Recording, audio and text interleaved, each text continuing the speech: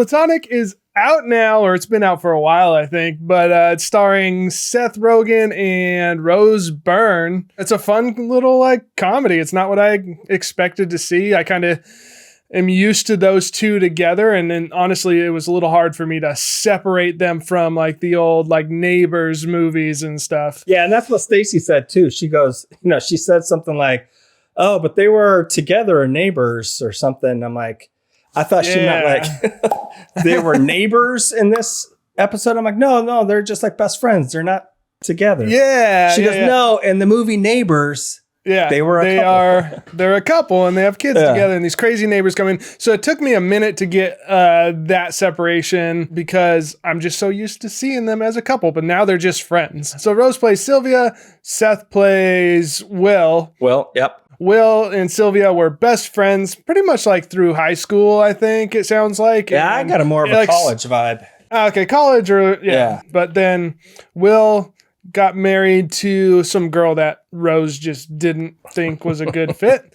And it turns out it wasn't, because now he's getting divorced after so many years, and she saw it on social media, so she randomly hit him up saying, hey, like we should get together after years of not seeing each other. They kind of went their own way. She has kids and a family, and the whole show is like centered around this friendship and how they kind of come back together, and you get to see that revitalized a little bit. Yeah, and then you can kind of tell that there's some tension maybe like with her husband, not being super okay with them spending all this time together. Get a little backstory on her being a lawyer, and she feels kind of like she didn't accomplish much in life because she never, pursued that completely and had kids. Because she was a parent, Yeah, but man, all I gotta say is how awkward did that first, little sit down where she called them up, it's like, hey, let's grab some coffee. Like it felt so awkward. And I feel like all of us have kind of been there, like where you kind of like bump into somebody or rekindle with someone who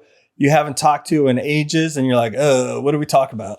Yeah, what do we talk about? Do we have anything in common anymore? Yeah. Especially for how different their lives are.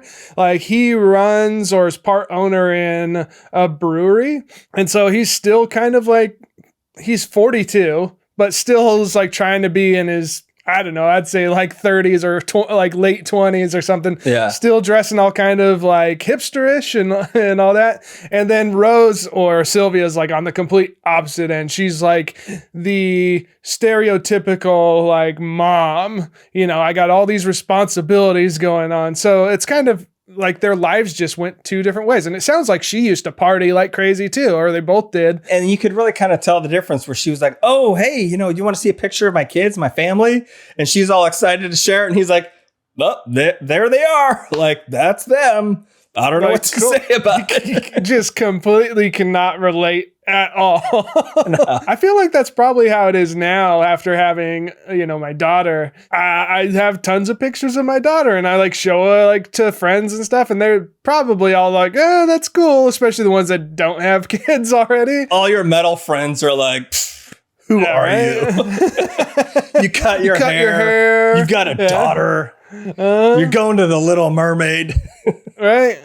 But her husband is like encouraging her, go out, hang out with him and all that. And Diana looks at me, she goes, no guy would ever just be like, just go hang out with this buddy, I guess, and like, go out all night. I'm like, I don't know. I think it depends on how well I knew them and their dynamic. Like if it was like, hey, my college best friend buddy, who's a guy who I used to party with, we want to just go hang out, and be like, wait a minute. I trust you, but do I trust him? Yeah. Well, even in situations like that, I've had a situation like that. One of Diana's friends was going through a divorce, and I'm like, yeah, that's cool. Talk to him, hang out with him. She's been friends with him forever. But then it turned out that he started trying to invite her out, like to do like a double date, just by like her and him. And she's like, well, can I bring my husband? He's like, no, it's more like just you and me and like this other couple thing. So oh yeah, that's weird. Yeah, I was like, that's weird. So I'm like, I can't encourage that. But I was kind of in the beginning like, do your thing. Like, I trust you. There's no reason for me not to. And I still trust her. But sometimes going through that divorce, like you know, they are attracted to other people, like, and because you got that person consoling them. And that's the only fear I would think would happen in this whole situation. So far, like, though, each episode has been a bit different, or at least has a theme to it, at least what it feels like to me. You know, the first episode is obviously the pilot, and then it sets up like, hey, this is their relationship and this is their like friendship that they've had and all that. And I think it was like the third episode in, I started noticing that there was like themes to each episode. I think it was the third one. You got all the awkward conversations, and that's what the whole episode was. Like, it started off, I think, with Seth and his coworker just telling all these stupid little stories all day, and he's just like, I don't need to hear all your stupid stories all day. And the kid just wouldn't shut up. But then, you know, they show Sylvia at her husband's work conference thing. And we've all been in that uncomfortable situation too, where you go to somebody else's event and everybody else is talking all their jargon and you're just like the awkward one. And you're like, no, I've met you before, but you never remember my name. With this, That's me so many times where I'm like, no, we've met. I'm like, oh, and I'm just so bad unless someone is in my life constantly, like in my face, like I'm going to forget. I'm just that bad. Yeah, it is difficult for me too, because I've met some of Diana's friends multiple times and I'm like, I don't remember them. Diana's like, you've met them like 6 times already. I'm like, I don't know. Unless they're, like you said, unless they're like involved personally in my life. There's so many times where Stacy's telling a story. She's like, you know my friend so-and-so. And I'm just like, yep. But what was like your favorite part out of any of the episodes, I guess? Because you're hands down, me. The scene, it was in the trailer where they're talking about like, oh, we're going to do some cocaine. And the other guy's like, oh, you know, it's just some like, you know, low key horse tranquilizer in there. He's not cocaine. And she's like, yeah. He's like, you can't blow it out. It's already in your brain. Get this out. And then when the husband is like, what? So your defense was you thought it was cocaine and it's not really? And he's like, yeah, defense rests. I think that was my favorite part. I mean, there was a lot of funny little conversational pieces, but that one was the funniest, I thought. Yeah, my favorite part actually happens in the first episode.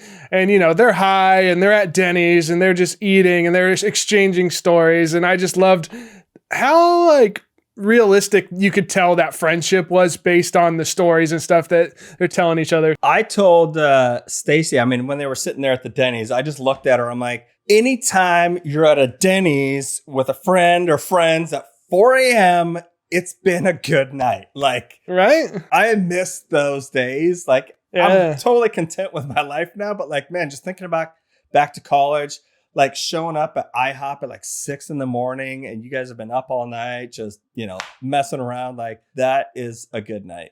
Yeah, for sure. Like, I always remember going after concerts and stuff was you go to Denny's because it's super late. We went to a Guar show and me and my buddies were just drenched in all the colored dye that Guar splooges on you, like literally, and blasts you with all the blood and all that stuff. And we're going into Denny's just covered in this red dye. And my buddy had this blue dye all over his face, which came from the monster's dick, like blasting them in the face. So I was like, you're the only one that got like monster splooge all over your face, and we're sitting here at Denny's. Like, it's just like fun memories, like you said. I'm surprised more people aren't arrested leaving a Guar concert. You know, they're like, what kind of crime scene are you coming from? Guar shows are pretty fun. Yeah, so I photographed a Guar show, and a friend of my friend, he's in the band, he's Beefcake, and he's like, all right, so here's the songs you need to watch out for. Like, you cover your camera during these 3 songs. Here's where it gets real messy. What about when they were like in Will's bar? All they could talk about was like, oh my gosh, it's like 10:15. Like, what are we doing out this late? Like, I gotta be up so totally early. Relate. After 8 p.m., like, we're like, do we want to go? If it's 7, perfect. 8 p.m., it's pushing it. And then you get like, well, yeah, once it's like 10:30, we're like, man, it's getting late. We got to go. Yeah, I mean, that's like when I saw Guns N' Roses in Vegas for their first show when they reunited. And like, they didn't come out until like 11 o'clock at night or something like that. Like, they were supposed to come on at 8 and we were just standing there and waiting. And then they came on at like 11 or 11:30 or something. when we were younger, all about it. Like, but man, I'm like, you guys, hopefully your set's pretty short because I gotta go home.